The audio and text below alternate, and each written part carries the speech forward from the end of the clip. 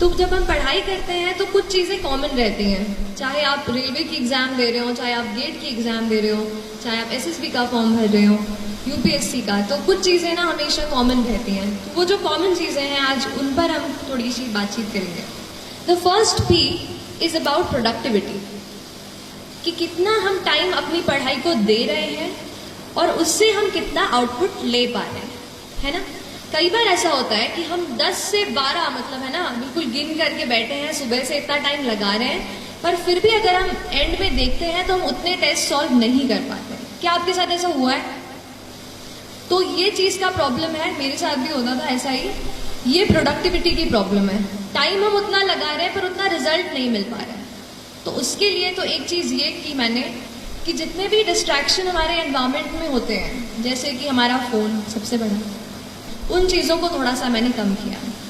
उसके अलावा और भी जितनी चीजों में हम इन्वॉल्व रहते हैं इंटरनेट पर पढ़ाई के अलावा, उनको मैंने थोड़ा सा लिमिट करने की कोशिश की। और दूसरी चीज, कहीं ना कहीं अपने आप को एक थोड़ा सा टाइम टेबल में बांधने की कोशिश की। हमारा हर दिन अलग होता है ना।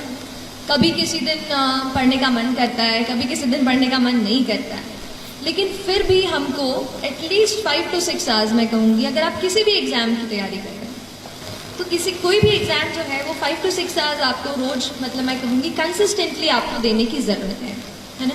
और उसके लिए आप अपना एक कुछ छोटा सा रूटीन, भले ही सोने के पहले आधा घंटा अपना दिन जो है दूसरा वो आप प्लान कर लीजिए, क्योंकि हर दिन नया होता है। अगर एक दिन आप टाइम टेबल बना दिया यहाँ से यही करूंगा और एक वीक आप सोचो कि फॉलो हो जाए, तो मुझसे वो फॉलो नहीं हो पाता था।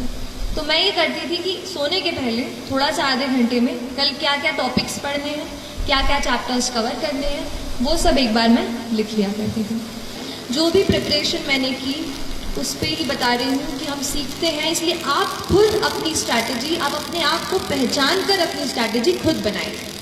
मुझसे एडवाइस लीजिए, लेकिन आप वही कीजिए जो आपको लगता है कि आपके स्ट्रेंथ और आपके वीकनेस के हिसाब से काम आएगा। लेकिन फिर भी कहूँगी कि थोड़ा अपने आप को बांधो, थोड़ा डिसिप्लिन में रहो, थोड़ा सा मोटिवेट रखो, दृढ़ निश्चय रखो।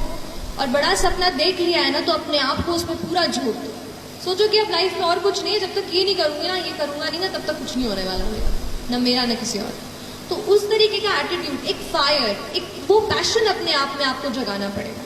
That passion will drive you and that passion will take you places. 2-4 line ही है कि डर मुझे भी लगता था फासला देखकर, डर मुझे भी लगता था फासला देखकर, पर मैं बढ़ता गया रास्ता देखकर। डर मुझे भी लगता था फासला देखकर, पर मैं बढ़ता गया रास्ता देखकर। खुद ब खुद मेरे नजदीक आती गई, खुद ब खुद मेरे नजदीक आती गई, मेरी मंजिल मेरा हौसला देखकर, मेरी मंजिल मेरा हौसला है। तो आप अपना हौसला बुलंद कीजिए, बड़ा सपना देखिए, बड़ा सपना देखने से डरिए मत, लेकिन जितना बड़ा आपने सपना देखा है उतनी ही बड़ी मेहनत करेंगे तो आप यहाँ आएंगे और फिर मुझे जरूर बुलाएंगे, है ना। चलिए, थैंक यू सो मच।